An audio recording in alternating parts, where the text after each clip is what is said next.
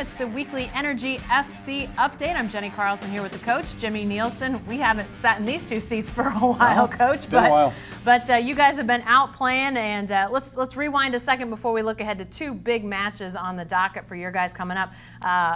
Match at Real Salt Lake, a 3-1 loss for your guys. Let's start with the good stuff, though. You fall behind early, and then Alex Dixon ties things up with a goal that was a top 10 on SportsCenter. Pretty spectacular moment for Alex. See, I didn't even know that. Oh, well, I'm new. Breaking news. Breaking news for me. No, that was a great goal. I'll give them that. But it was a tough loss. I thought we started off poorly in the game. The first 20 minutes we were bad, really bad, and we had to work our way in. And we had a little momentum and scored a good goal, and apparently a good goal enough to get on the top 10. Second half, very even, but you saw the difference of the number 1 and currently number 10 team. You know, they're sharper in the two boxes than we were on the night, and that's something we need to improve. The goals in the second half were both scored in the 6-minute span Yeah. by the same guy. Is it a situation where a guy got hot and put a couple in the back of the net, or did you guys help him a little too much? No, he's a good player. Chandler Hoffman, he's been scoring goals for every team he's been playing for, so that's no surprises. He was actually on the bench for the game and got subbed in at halftime. First goal he scored was a great finish. The second goal on a penalty. But he's a constantly threat. He's a good goal scorer.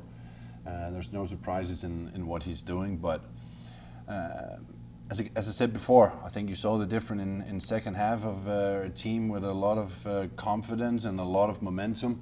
Are currently number 1 in the league, and we have to work a little bit harder than the team number 1 to get the win to blow our way. Yeah.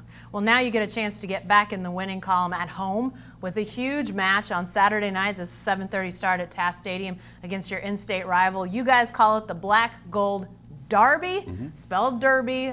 It's a soccer thing, I know, but the supporters group came up with the nickname. To the winner between Oklahoma City and Tulsa goes a giant wrench, of which you had been in possession after last year. It was a great year for your guys against Tulsa. It was. We had a good record against Tulsa last year. But I want to add that Tulsa is not the same team that they were last year. It's a much better team. Very competitive team with a lot of good individual players. They have a guy called Cafe, number 10, on their team. He's a difference maker in this league here. He is a new guy in the USL, and he have helped Tulsa a lot.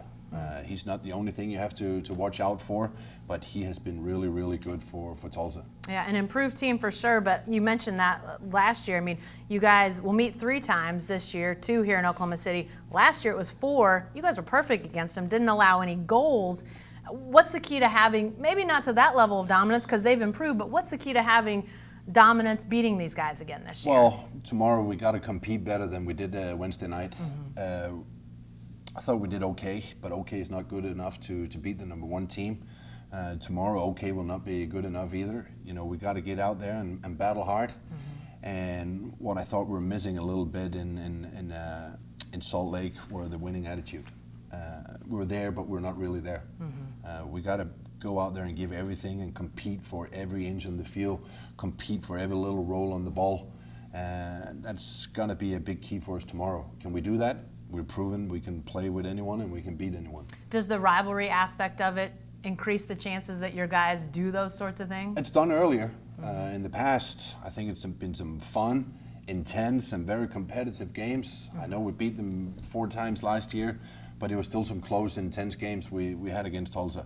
And what Tulsa have done this year, I got the deepest respect for how they turned around their season compared to last season. It's a good, competitive team, and it's going to be a tough, fun game for everyone tomorrow. So after the hubbub of Saturday night, then on Tuesday, another big day for your guys as you play an international friendly against Pachuca. That's a Tuesday night match, 7:30 at Taft. This is the oldest team in Liga MX, reigning CONCACAF Champion League champions. I mean, put in context just the magnitude to have this franchise here.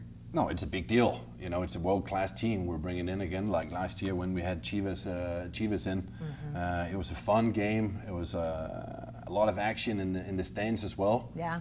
And I thought we gave them a very competitive game last year. We only lost 1-0 to Chivas, who in my opinion is a world-famous team. So we hopefully can put on a good performance against Pachuca on Tuesday. You will see a lot of guys who haven't played a lot of minutes for us get a lot of minutes in that game. We'll bring some of the U23 PDL guys up as well to play that, because we have a quick turnaround again. We'll play in San Antonio Friday, so we need fresh legs. Lots of challenges there. But part of Pachuca coming to town is they're going to arrive Sunday, and then they're going to practice right after your guys on Monday.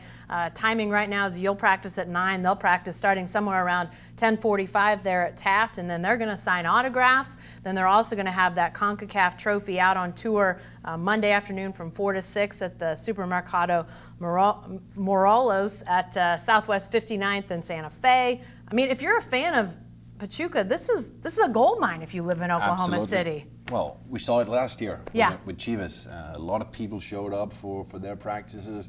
They had a few appearances around in the city, and a lot of people showed up. So absolutely, if you're a Pachuca fan, this is gold mine.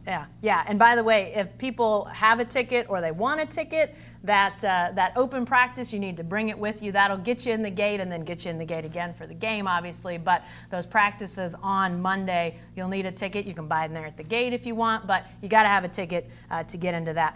This is important, too, for this franchise and the future of soccer in Oklahoma City. I mean, this is, again, as you mentioned from last year, Chivas now, Pachuca, international attention, local buzz, the hope to maybe one day have a soccer-specific stadium. What's the impact of this match on that? And Jimmy, I know you had a hand in when Kansas City had a huge international friendly back in the day, and now we see what Sporting KC is. How do these things link up potentially? No, I think it's a good thing we're doing as a club, good marketing as well.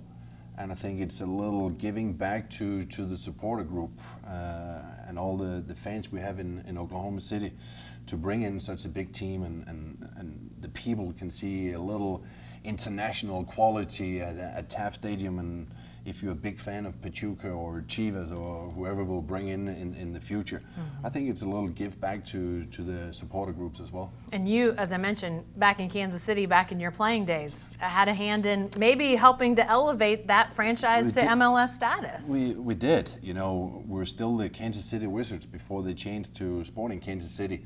We played at Manchester United. And I remember that game was a big turnaround for soccer in Kansas City. I remember clearly there was 50 or 60,000 people at Arrowhead. And before the game, they were all cheering for Manchester United. And I'm telling you, it turned around during the game. You know, it was a big eye-opener for people that we really had soccer in Kansas City. And it was good. It was really good. We ended up beating them 2-1. Yeah, and now they have a huge soccer-specific stadium, a great MLS team. Who knows? Who knows what these building blocks could be? But if you want more ticket information, more match information, energyfc.com is the way to go. Be sure to stay with the best coverage team anywhere at newsok.com and every day in the Oklahoma.